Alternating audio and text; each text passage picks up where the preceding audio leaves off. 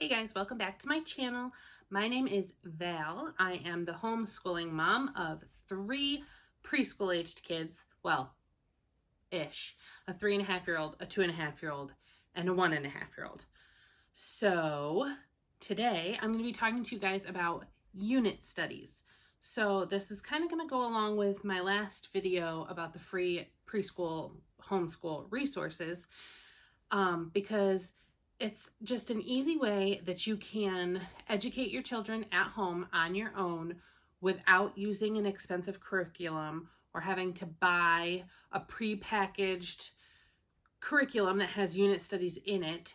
You can make your own, and it's actually a lot of fun. Before I had my kids, I was a preschool teacher in a daycare, so I taught in a preschool room of like 3 and 4-year-olds. And so I made all the lesson plans myself for every weekday of every month for 12 months out of the year. And I would put together unit studies, usually by week. Some of them would last a little longer. And so it's super easy. It's a lot of fun, and you can do it yourself for minimal amount of money. So let's get into it. So the first thing that you're going to need is a topic, obviously. So this could be anything that your kids are interested in, anything you think that they should know. We recently just did apples because it's fall and the new school year and all of those kinds of things. Apples is like one of those hot topics that you do right in the beginning of the school year when it's fall. And so we did apples. Over the summer, we did space, and that was because my 3.5-year-old was obsessed with space for months and just could not get enough information and wanted to know more and more and more and more. And that was a lot of fun because I learned a lot, and space is just freaking interesting. So that one was a lot of fun. So for the purpose of this video and explaining how I do things, we're going to use like apples, and we'll use space and what I did for those. So you pick a topic, something your kids are going to enjoy. The next place that I always start is with books, because we are a book-loving family, and that is how we learn. It's how we get information. It's what we love to do together. We do a morning basket. We read books all day long. We read books before bed. So books are a big thing in our house, obviously. So I always then go to books. So I will a lot of times search through. I'm a part of a few Facebook groups. Reshelving Alexandria is one of them. I'm also a part of a few homeschool preschool groups, and so they're always talking books in those groups, and so I get a lot of ideas from them. So I search in my groups, or I ask questions in my groups. Do you have any favorite books about apples or space, or what were some of your kids' favorites pertaining to these subjects? And so I get most of my ideas from there as far as books go. But you can also Google. You can Google great books for preschoolers about space. Or I like Pinterest. You can search on Pinterest for books. Pinterest we will come back to. It is a huge resource. So then once I have a list compiled of the books that I want to use for our unit study, I go to our library's website. Now, our library is getting back to normal. There are definitely still restrictions, but for the most part, it's not taking as long anymore to get books, and we are able to actually go into the library and search. We can only be in there for half an hour at a time, but we can go. So I will get on our library's website. So I go in, search all my books, place them on hold, and you have to be ahead of the game so that you can place them on hold with enough time to get them before you start your unit. So you have to be prepared and organized. But that's where we get a lot of our books, is I'll place them on hold at our library. If it's something that I know we're going to love and we're going to use over and over again, I will just buy it. I'll get it from Barnes & Noble. I'll get it from Amazon. Those are the 2 places that I get most of our books from. So then after we've got all our books, I move on to videos. So YouTube can be a great place for informational videos, especially for kids. definitely watch them beforehand because you never know what you're going to find. But I've had a lot of luck finding especially space videos on Facebook that are really informational and geared toward kids. My daughter loved them. There were tons of them. I can't remember now what it was called, what the channel was called, but it was really good and she really loved them. And they had lots of catchy songs and stuff. So it helped her remember things, remember the facts, and she was just very interested in them. So then go to YouTube, search your topic, space videos for preschoolers or for kids or whatever it is that you're looking for. And you can find lots of videos, and then I create a playlist and put them all in there so that we can watch one or two of them a day.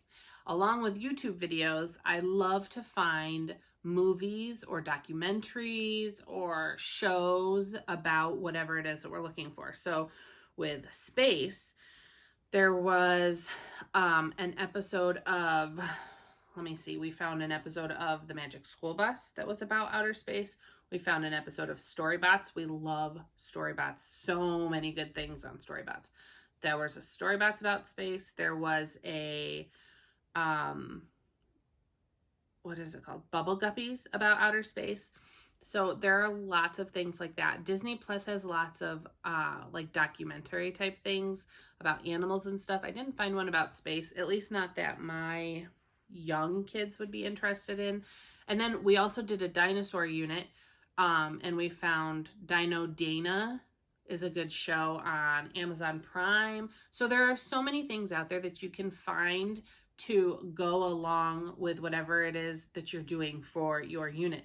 So if you're a screen family or a okay with screen time family, look for videos on YouTube and shows, movies, documentaries, all that kind of thing on all of the other platforms, Hulu, Disney Plus, Prime, those kinds of things.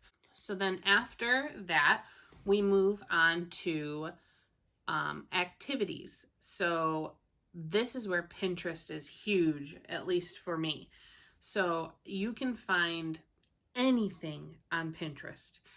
Go on, search your theme and your age group. So solar system activities for preschoolers, Apple activities for preschoolers, and you can find anything. I like to always have a craft, usually more than one, because I love to craft. So it's just one of the things that we do a lot of here. Art, we do a ton of. So find projects for arts and crafts for your theme, or we had some we've done some experiment type things to go along with themes that we found. There's different worksheets. It's super, super easy to pull things together from Pinterest. It is golden rule, always check Pinterest first. You're going to find anything you need on Pinterest. So also something that I try to do to go along with a unit is to find some sort of recipe or snack that we can do. That's usually Pinterest is where I find those things as well. But when we did apples, there are countless things you could do for apples, but we did applesauce, we made apple crisp.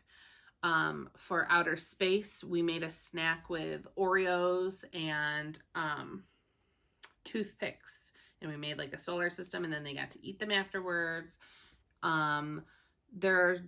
You could pretty much find a snack or a recipe to go along with anything. So I like to do, that's just another different way of talking about your topic or learning about your topic in a completely different way. And it usually sticks because cooking is a novelty for kids. It's different.